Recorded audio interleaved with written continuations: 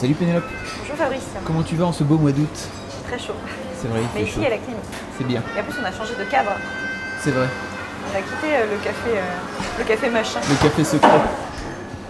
De quoi tu vas parler aujourd'hui? Je vais vous parler de Miss Patouche, de Carrascoët, qui est une histoire en 3 volumes.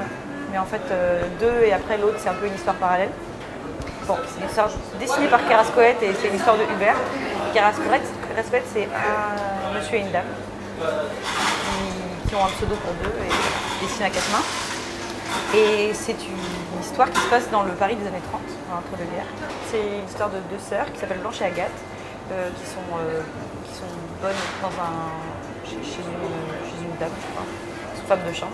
Et Blanche, elle est hyper timide, hyper timorée, elle sort pas, c'est une petite oie blanche, voilà. Et Agathe, elle va aux guinguettes sur les bords de la Marne, danser et se taper des mecs. Et un jour, Agathe est tuée. Je ne tue pas le suspense, c'est dans les 5 premières pages. Par probablement le mystérieux tueur de la Marne. Et du coup, sa sœur décide de mener l'enquête pour comprendre qui a tué sa sœur. Et pour ça, elle se fait engager dans un bordel de luxe, qui est le bordel de Paris, où vont tous les chefs d'État de tous les pays, tous les ministres, la police, machin. Donc il y a un truc, qui est un peu un secret de polichinelle.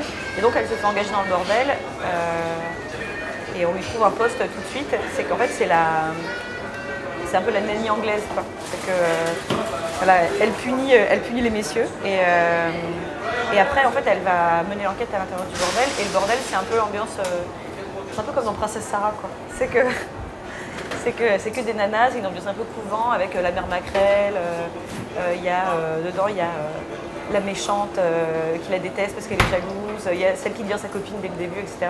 Sachant qu'elle perd pas de vue, qu'elle est quand même là pour aussi enquêter et il se passe des trucs hyper bizarres dans ce bordel, il y a des disparitions, il y a des filles qui n'en voient plus jamais, etc. Donc en fait ce qui est vraiment marrant c'est que c'est une nana qui est complètement dans un cadre qui ne lui ressemble pas du tout et qui elle reste super prude, hyper sur ses convictions tout le temps. Et c'est assez marrant de la retrouver dans ce cadre-là. Et surtout, ça donne lieu à de bien jolies scènes, puisque c'est très très bien dessiné, évidemment. Et qu'il y a vraiment l'ambiance un peu année folle, guinguette, bas en soie et compagnie et tout ça. Et pour ça, il y a une vraie histoire et il y a du suspense. Et alors, en fait, les 2 premiers se suivent. Donc, il vaut mieux avoir les 2 ensemble, le premier, parce que c'est à suivre en plein milieu. La 3e, après, qui vient de sortir, ça se lira pas. Bon, après, moi, c'est une ambiance que j'aime bien. C'est l'ambiance un peu boudoir, cocotte, espionnage, perruque et tout ça. Donc, c'est chouette. C'est très beau. Et en plus de ça, je l'ai en double. Et donc, je te le donne, Fabrice. Merci, un grand merci. Pénélope, à bientôt. À bientôt. Salut.